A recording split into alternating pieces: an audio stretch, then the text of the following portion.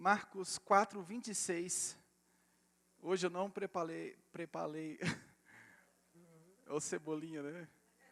Hoje eu não preparei o data show.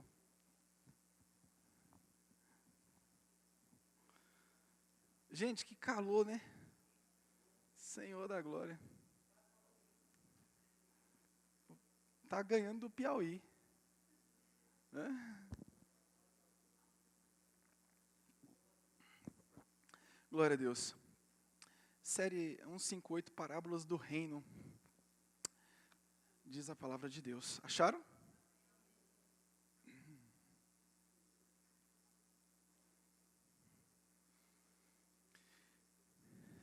Então contou-lhes que o reino de Deus é semelhante a um homem que lançou a semente sobre a terra. Enquanto ele dorme e acorda, durante noites e dias, a semente germina e cresce, embora ele desconheça como isso acontece. A terra por si mesma produz o fruto. Primeiro surge a planta, depois a espiga, e mais tarde os grãos que enchem a espiga. Amém? E assim diz o texto: assim que as espigas amadurecem, o homem imediatamente lhes passa a foice, pois é chegado o tempo da colheita. Que eu diminua e que o Espírito Santo de Deus faça aquilo que eu não consigo fazer. Pode se assentar.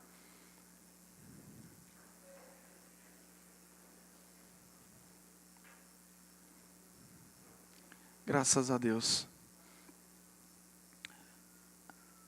Falar de parábola é falar de algo que está ligado ao nosso dia a dia. Nosso texto está falando aqui da colheita. Nosso texto está falando das espigas. Como acontece? O texto fala da terra que por si mesma produz o fruto. Primeiro surge a planta, depois a espiga. Não é assim que acontece? Depois a espiga, e mais tarde os grãos que enchem a espiga. Quem já viu aqui colheita de milho? Ou cana de açúcar? O que você vem? Você passa uma foice e faz a colheita. Então a parábola, ela pega coisas do nosso dia a dia, do nosso entendimento, da nossa vivência, para ilustrar uma verdade espiritual. Ela faz com que a gente, através dessa comparação, entenda numa maneira de reflexão. Quando Jesus fala por parábola, ele nos leva a dar uma volta enorme naquilo que seria óbvio. Jesus poderia falar para você: ore, mas ele narra a parábola da viúva insistente. E quando ele narra uma parábola, ele faz com que nós tenhamos uma reflexão. Ele faz com que nós venhamos pensar sobre o arrependimento, usando figuras do nosso dia a dia. Ele poderia falar para você: arrependam-se, como foi dito no início. Sim, mas por meio das parábolas, ele fala do arrependimento de uma forma que você pensa sobre o arrependimento. Você começa a refletir sobre o arrependimento. Você começa a meditar. Existe uma diferença muito grande entre você ler a Bíblia e você meditar nas Escrituras. A leitura da Bíblia pode ser algo muito mecânico. E talvez em alguns momentos você tenha que fazer uma leitura para fazer um estudo. Agora, a meditação no texto da palavra de Deus nos quebra todinho. eu quando começo a meditar na palavra, parece que minhas pernas começam a bambear. Eu não sei qual é a experiência que você tem. Cada um tem uma forma de reagir quando você medita, quando você reflete, quando você faz uma reflexão nas Escrituras. As minhas pernas começam a bambear. E se eu não tomar cuidado, eu levo uma queda. Então eu fico mais contrito, porque a palavra de Deus, ela gera faz um negócio assim, um vulcão dentro de mim. Vem um misto de temor e ao mesmo tempo medo. Vem aquela sensação da grandeza de Deus e da nossa pequenez. E como é bom e como é importante que eu e você cheguemos a essa reflexão de que existe um Deus grande. Porque de vez em quando a gente acha que é alguma coisa e não somos nada. Nós não somos nada. Mas às vezes a posição social, o dinheiro, o conforto, a falta de dificuldades, pode fazer com que você ache, que eu ache, que nós somos alguma coisa. Então a parábola, ela faz com que a gente reflita na verdade de Deus. Jesus, quando fala em parábola, ele fala para confrontar o nosso erro. E ao mesmo tempo, ele começa a esclarecer uma verdade. Ele acentua uma verdade tirado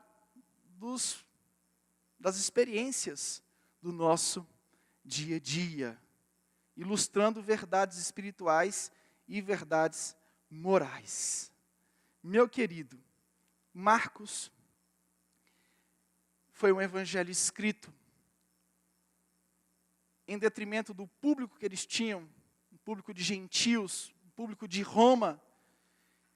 Eles falaram algumas coisas com a linguagem judaica para ensinar aqueles que não entendiam ainda. Porque pense você, Jesus, o povo de Deus, numa cultura judaica, e esse evangelho agora se estende. O evangelho agora se torna uma extensão para o mundo. E Marcos, ele se preocupa em explicar esses costumes ao povo. E também ele escreve preparando aquele povo diante de uma chacina que viria sobre o povo. Aquele incêndio que aconteceu em Roma, um plano do próprio imperador Nero. Então essa carta foi escrita realmente para preparar esse povo, esses cristãos. E como você prepara um povo? Você prepara um povo dizendo das coisas do reino de Deus. Não adianta eu falar para você, levanta uma faixa branca, porque vai vir a paz. Não vai vir. O preparo que Marcos nos ensina é o preparo que o povo entenda o reino de Deus. Porque a partir do momento que você entende o reino de Deus, você não tem medo de mais nada. Eu estava meditando ali na hora que vocês estavam cantando. Como o reino de Deus é profundo. O reino de Deus é muito profundo porque ele fala de um Deus criador. O reino de Deus é profundo porque ele fala que esse Deus criador se humanizou, se fez carne. O reino de Deus é muito profundo porque ele fala que esse mesmo criador que se fez carne vai reinar sobre todos nós por toda a eternidade. Aquele criador dos céus e da terra. E tem pessoas que ficam com medo de coisinhas do dia a dia. Nós estamos diante do criador dos céus e da terra. Meu irmão, eu tenho que entender isso. Nós estamos no reino presente com muitas dificuldades. Nós estamos no reino presente, o reino já se faz presente, mas nós estamos vivendo com muitas dificuldades, com muitos temores, mas Marcos ele escreve para nos orientar que existe um reino futuro, que existe algo poderoso, que eu e você não podemos temer. Existe alguém que reinará sobre tudo e sobre todos.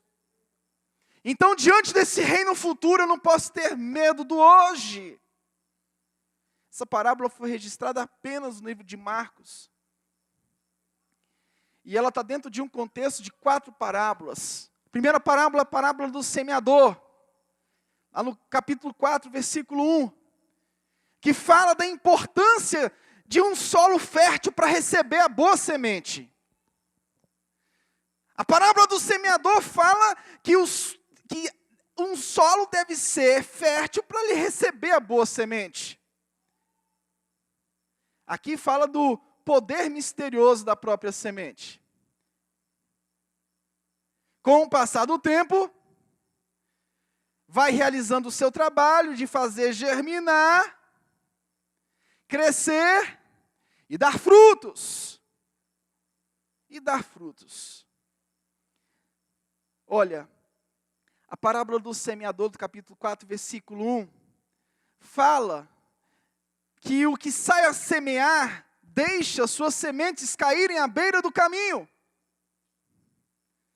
em solo pedregoso, entre os espinhos, e também deixa as sementes cair em terra boa. No primeiro momento, a palavra fica na superfície. No segundo caso, ela não se enraiza. No terceiro tentativo, ela é sufocada. E no último caso, a palavra produz frutos, porque é acolhida em bom terreno.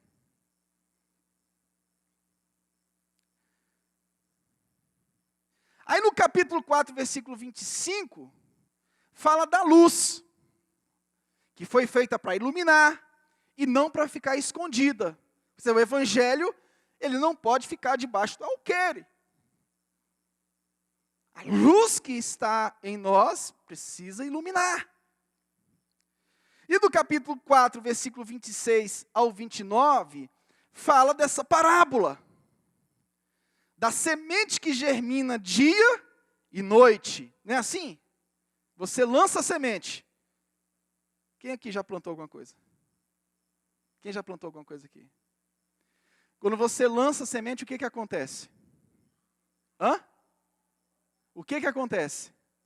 Ela germina dia e noite. Sim ou não? Sim ou não? E ela vai fazer com que os frutos aconteçam naturalmente, porque ela está germinando. E de repente, aquela espiga está cheia de quê? De grãos. E o texto fala que aí sim está pronta a colheita. Agora, o que esse texto tem a ver com tudo que a gente está falando? A palavra do semeador fala que a semente cai em solos diferentes. Ok? Tem pessoas que realmente frutificam para o reino de Deus e outras não. Hoje eu estava conversando com a Gisele e ela estava me falando de uma pessoa que está muito doente, em fase terminal, uma pessoa que não tem mais nenhuma ligação com esse mundo, casada há muitos anos, mas que não gosta de ouvir falar de Jesus.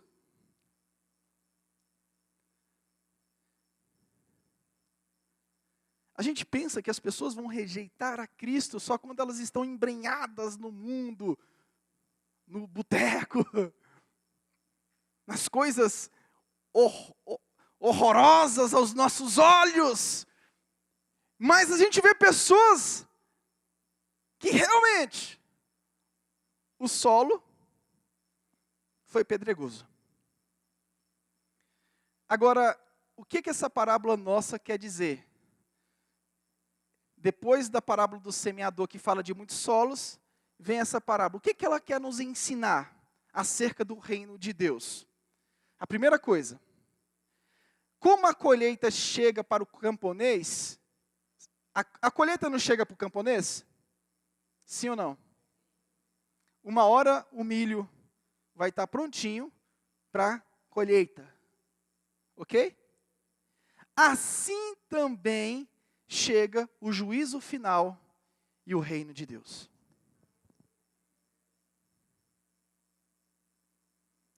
Na pós-modernidade existe um perigo muito grande. É o perigo das pessoas se esquecerem dos fundamentos do Evangelho. E como a gente precisa meditar nos fundamentos do Evangelho. Como nós precisamos pensar naquilo que faz parte da nossa fé, que explica a nossa existência em Deus. Quando nós focamos a vida para o nosso problema, quando nós focamos a vida para a nossa dificuldade, quando nós fazemos do Evangelho um subterfúgio para a solução dos nossos problemas, nós deixamos de meditar nas coisas grandiosas do Evangelho. Como a colheita chega para o camponês depois de longa espera, assim o juízo. Significa dizer que a palavra lá na parábola do semeador, ela cai em vários solos. Mas aqui nessa parábola, independentemente do solo que ela cair, a colheita é certa. O juízo final, ele virá e o reino de Deus será plantado em definitivo para todos aqueles que são salvos e remidos em Cristo Jesus. Não se preocupe, meu irmão, porque o que Deus estabeleceu, Ele vai cumprir. Não se preocupe, porque a obra de Deus, ela se cumpre. Ela parece insignificante. Você pega a parábola do grão de mostarda, é algo ínfimo.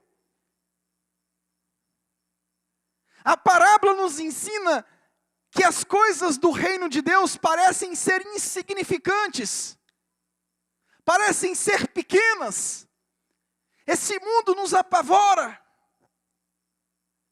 E daqui a pouco a gente está colocando Deus bem pequenininho. E está colocando as coisas desse mundo como se fossem maiores que Deus. As parábolas falam de coisas pequenas, mas que se tornarão relevantes. A semente semeada, germinada, formando milho e pronto para a ceifa. É assim que acontece. A hora que Deus vem, a semente está sendo lançada. O começo já foi dado. E se o começo foi dado, nós temos uma consumação. O Evangelho já começou a ser ministrado, o Evangelho já começou a ser pregado, a palavra de Deus está sendo anunciada, e com certeza, se ela teve o início, garante o fim.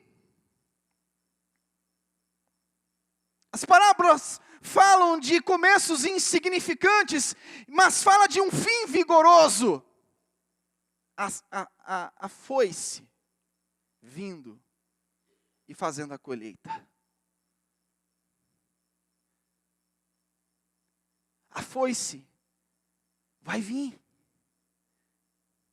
O que as pessoas estão fazendo com a vida delas, olha, um dia vai ter uma prestação de contas. Vai ter essa prestação de contas, nós todos vamos prestar contas dos nossos atos. Eu me compadeço muito dos homossexuais, das prostitutas, dos assassinos, dessa turma. Eu tenho uma extrema compaixão por essa turma, que aos nossos olhos realmente são terríveis aos nossos olhos, porque realmente fazem coisas terríveis.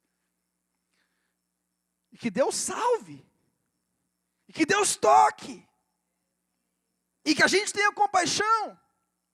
Mas em determinados momentos você vai ver uma resistência. E Deus já conhece de antemão esses caras que vão resistir. Aí você vai olhar, vai ficar com muito pesar. A pessoa chegando no final da vida, rejeitando a Cristo. Poxa, seria entendível a pessoa rejeitar a Cristo se ela fosse, vamos assim, não seria justificável, mas de acordo com a juventude se justifica tudo, né? Poxa, eu estou novo, deixa eu curtir a vida. Mas como é que pode você pegar uma pessoa que já não tem mais nada nessa vida? Tudo que ela tem já se perdeu, que é a própria saúde, e agora tem uma família ao redor dela. E mesmo assim ela está resistindo, ela não está querendo. Ela está lutando contra o Criador. Em segundo lugar, o camponês olha com paciência a hora da colheita. É assim que tem que ser a nossa atitude como igreja. A gente tem que ser paciente com as coisas de Deus. Talvez você seja aí há 30, 40 anos evangélico, cristão, protestante, sei lá o que você é. E a sua paciência se esgotou em relação às coisas do reino de Deus. Mas eu quero te dizer uma coisa. A hora de Deus vem. A hora de Deus vem. O reino de Deus já está entre nós, mas existe uma parte escondida. Esse é aquele tesouro que a gente vende tudo. Esse é aquele tesouro que você encontrou e você vende tudo para ir lá e adquirir. O reino de Deus já está entre você, mas existe uma parte que você não consegue ver ainda, porque essa parte só vai ser revelada quando Jesus voltar. Essa parte vai ser revelada quando Jesus voltar. O reino de Deus já está entre nós, é o que a mensagem de Marcos para os leitores. Olha, o reino de Deus já está entre vocês, mas existe algo ainda que falta, existe algo grandioso, Querido, vamos levar a sério as ações de Deus, porque o reino de Deus parece ser insignificante. Pastor, o que nós vamos fazer com...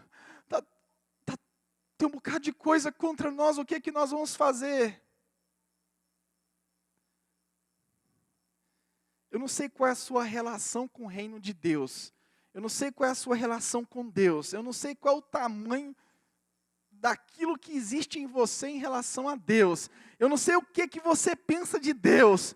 Eu não sei qual é o Deus que existe. Mas eu só sei que existe um Deus que reina sobre nós, chamado Jesus Cristo. Nós estamos submetidos a um reino civil, a uma autoridade civil, mas existe um rei que domina sobre nós. E você precisa, e nós precisamos viver essa realidade de um rei que reina sobre nós. E ele já está coroado, nós não precisamos coroá-lo. Como eu falei hoje, coroamos a ti, ó Rei Jesus. Não, ele já está coroado. Ele já é rei. Ele é o nosso rei. Então não tenha medo, meu irmão. Você acredita que a igreja está debaixo de um governo de Deus poderoso? Você acredita que existe um cuidado de Deus sobre as nossas vidas? Esse texto fala que o desenvolvimento da semente é algo certeiro. O desenvolvimento da semente é algo certo. Ela foi semeada, está germinando, e uma hora ela vai dar frutos para a ceifa, para o corte. Não tenha medo, o reino de Deus vai se desenvolver. Pastor, mas a gente tem que fazer isso, senão vai estar tudo perdido. O reino de Deus é uma semente que germina naturalmente. Não há quem possa impedir a germinação da semente que foi lançada. Não há quem possa impedir isso. Porque quem impedir, o próprio Deus se encarrega de cuidar. É o que o texto está nos dizendo. É o que o texto nos está falando. A certeza do desenvolvimento da semente. Em terceiro lugar, o avanço do reino é inevitável. Não há ninguém que possa impedir o avanço do reino de Deus, pelo amor de Deus. Não há ninguém que possa impedir o agir de Deus. Não há ninguém que possa impedir o avanço do reino de Deus. Homem nenhum, instituição nenhuma pode impedir aquilo que Deus fez, aquilo que Deus criou, aquilo que Deus morreu na cruz por nós. Não há nada que possa impedir o avanço do reino de Deus, meu irmão. É o que essa parábola está nos ensinando. Essa semente foi plantada, está germinando, e uma hora ela vai estar pronta para a ceifa. O reino traz em si mesmo um dinamismo para crescer, ainda que isso seja imperceptível, ainda que você não esteja vendo. Pastor, as forças do mal estão avançando. Pastor, você não viu aquilo que está acontecendo? Vi. Eu não sou idiota. Eu leio o jornal. Eu vi. Mas a minha convicção de reino de Deus é muito maior que a minha convicção desse reino presente. Ou eu acredito na Bíblia, ou eu acredito que Jesus é o meu rei, é o meu Senhor, é aquele que cuida de mim, é aquele que provê, é aquele que me salvou. Ou eu acredito nisso, ou eu vou ser levado por toda sorte de ventos de doutrinas.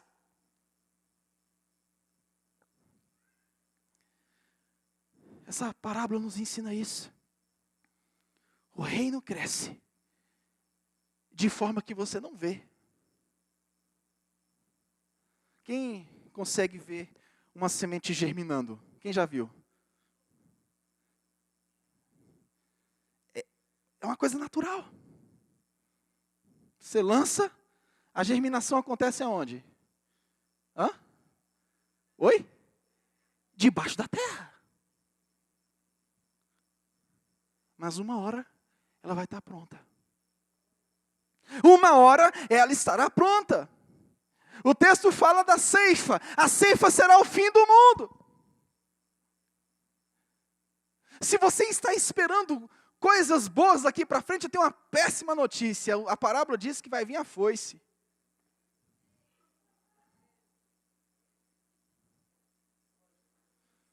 Vamos mudar, pastor. Eu vou pregar o evangelho, meu irmão. Mais que isso eu não dou conta de fazer, não. A minha missão é essa, é pregar o evangelho. Mais do que isso eu não vou dar conta.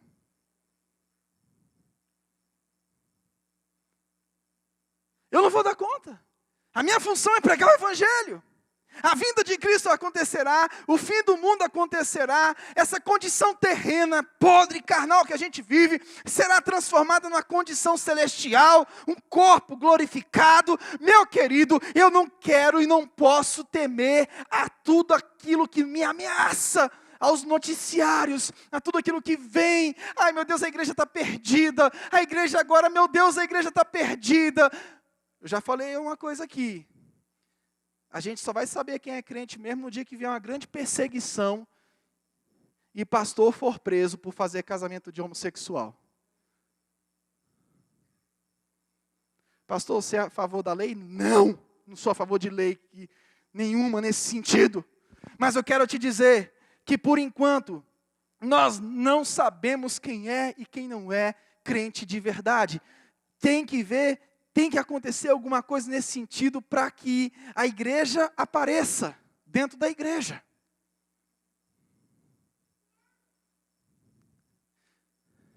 Por que você está com medo? Deixa eu dar uma palavra aqui para você.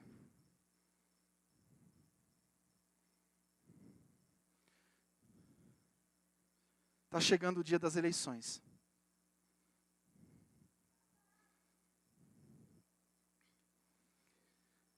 Olha aqui para mim. Independentemente de quem ganhar,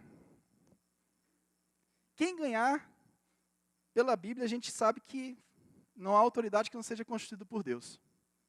Ok? Ou as anteriores foram constituídas por Deus ou pelo diabo? Hã? Ok. Haja o que houver. Haja o que houver. O reino de Deus nunca nunca será esbarrado. Haja o que houver, o reino de Deus não para. Porque a lei que rege o reino de Deus é a lei de Deus, não a lei dos homens. Haja o que houver, o mundo pode pegar em chamas, mas o Deus Todo-Poderoso, Jesus Cristo, estará olhando para a sua igreja, para o seu povo. Pode estar pegando fogo em tudo. É o que acontece lá em Mateus 24. Mateus 24, o negócio, o bicho pega. Mas existe um povo escolhido, um povo eleito, que vai estar sendo guiado por esse Jesus. Meu filho, está pegando fogo aí, vem por aqui. Meu filho, está inundado de água aí, passa por aqui. Meu filho, o negócio aí está feio, vem por aqui. A igreja é alvo do zelo e do cuidado de Jesus Cristo. O reino de Deus nunca perde, nunca perde. O vilão não ganha. O vilão não ganha, o reino de Deus ele ganha. Essa palavra, essa semente é germinada.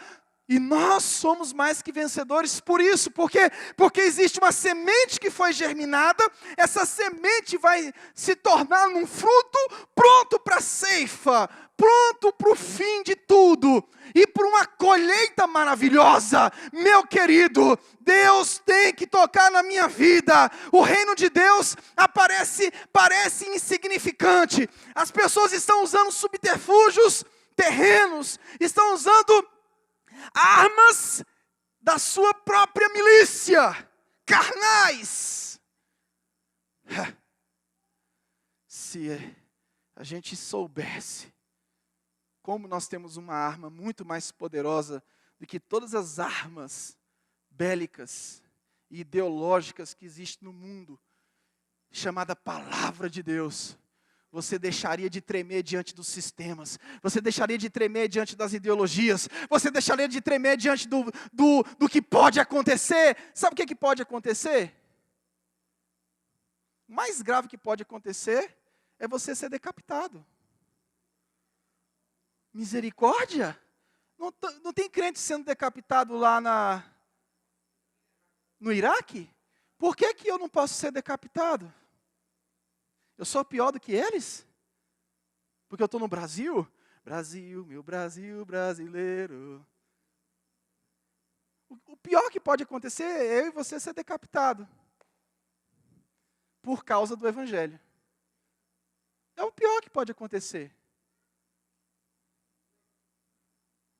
O pior do ponto de vista... Por que você está com medo? As eleições estão te deixando com medo? Vote conscientemente. Eu já falei, eu não posso indicar em quem você vai votar. Nem eu digo em quem eu voto. Nem para minha esposa eu digo. Eu trabalho isso de uma forma muito séria, muito consciente. Eu trabalho isso de uma forma muito honesta. Nem para ela, nem ela sabe qual é a minha ideologia. Agora você vai ficar com medo. Vote consciente. Mas eu não posso dizer para você que o segredo está a gente colocar um presidente crente. Por quê? Por causa da Bíblia. Por causa da Bíblia. O reino de Deus, ninguém consegue segurar ele. Ninguém consegue segurar o reino de Deus, não, meu irmão. Não venha com conversa fiada, não. Ninguém consegue segurar o reino de Deus, não. Ninguém consegue deter essa poderosa palavra de Deus, não. Ninguém consegue deter isso não, meu irmão. Ou eu acredito nisso aqui, ou eu vou começar a acreditar no conto da carochinha, ou eu acredito nessa palavra aqui, ou então eu vou ser entregue a tudo que esses homens nos tentam apavorar. Ou eu acredito que Jesus Cristo é o meu Senhor, ou eu acredito que Ele é meu Salvador, ou eu acredito que Ele é o meu Deus, e nada vai fazer com que a palavra dEle cresça na minha vida, nada vai fazer com que os frutos aconteçam, nada vai impedir isso na minha vida, na história da igreja. Pare de temer, pare de botar a sua confiança em homens, Pare de colocar a sua confiança no próximo deputado. Pare de colocar a sua confiança no próximo senador, comedor de piqui, igual eu. Se submeta à lei. Vote consciente. É claro que você não vai votar em coisas que são contrárias à Bíblia. Mas pare de colocar a sua confiança nesses homens. Pare de colocar a sua confiança nisso. Coloque a sua confiança na palavra de Deus. Assuma a sua identidade. Vamos nos erguer como povo santo, povo eleito, nação sacerdotal. Meu querido, nós temos um Deus que é poderoso. Ele olha para você. Ele olha para mim. Ele olha para nós. Ele nos guarda. Ele está comigo. Ainda que eu não veja, Ele está no barco, ainda que eu não consiga enxergar, Ele está comigo, Ele é o meu auxílio, Ele é a minha força, Ele é a minha fortaleza, Ele é o meu Deus, em nada eu vou temerei, a minha vida vai estar sempre entregue nas mãos dEle.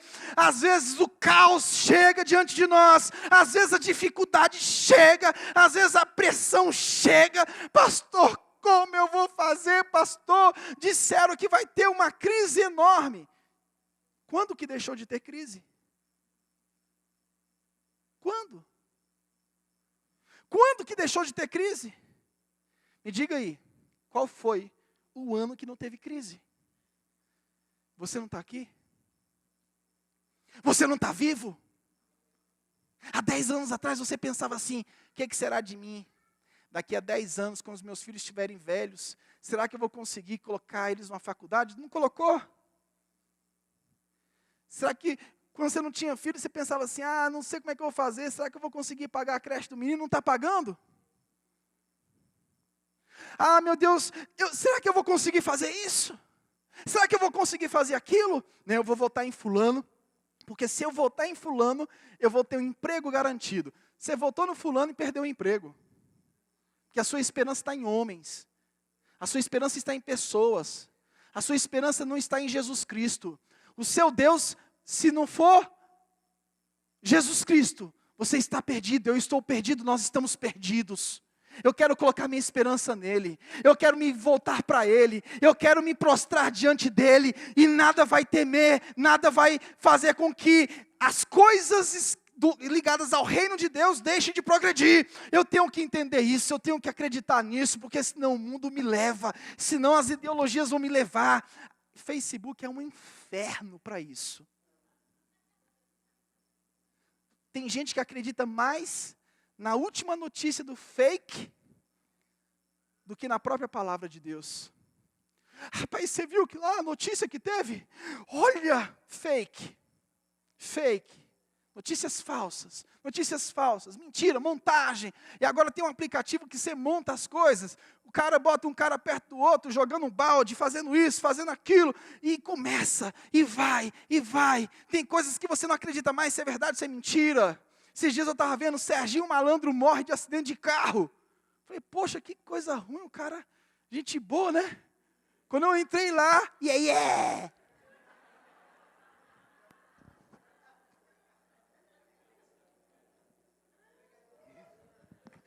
caí igual um pato. Quando eu entrei lá, eu falei, caramba, deixa eu ver aqui. Cenas pesadas. Eu falei, deixa eu ver aqui como é que ficou o corpo dele. Eu falei, miserável. Eu acho que você e nós precisamos ler mais a revista Exame. Se for para você ter uma notícia econômica, leia a revista Exame, para de ler Facebook. A última notícia do Facebook te amedrontou. Pastor, vamos tomar uma medida. Pastor, o diabo está vindo. Ele está vindo, pastor. E ele vai pegar. Ele está chegando. É? E o teu Deus, onde é que está?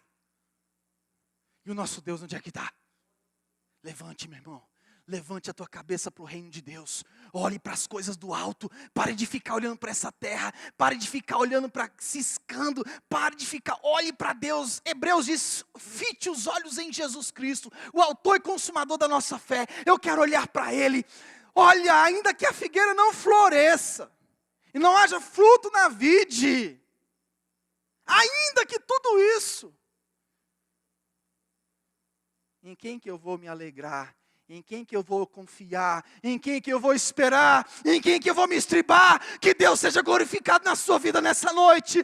Que você levante-se e acredite que Deus é poderoso, Deus é maravilhoso, Ele é infinito, ninguém pode deter. Esse cântico aqui estava falando sobre o reino de Deus. Eu digo, meu Deus, como Tu és grande, e como eu sou limitado em achar que o Senhor é pequeno. Como Tu és grande, como Tu és poderoso, imensurável Rei, imensurável valor, Deus de toda a eternidade, o príncipe da paz, o soberano Rei dos reis, Senhor dos senhores. Ele vai cuidar de você, Ele vai cuidar da sua família. Pare de ser medroso. Ele vai cuidar da sua história.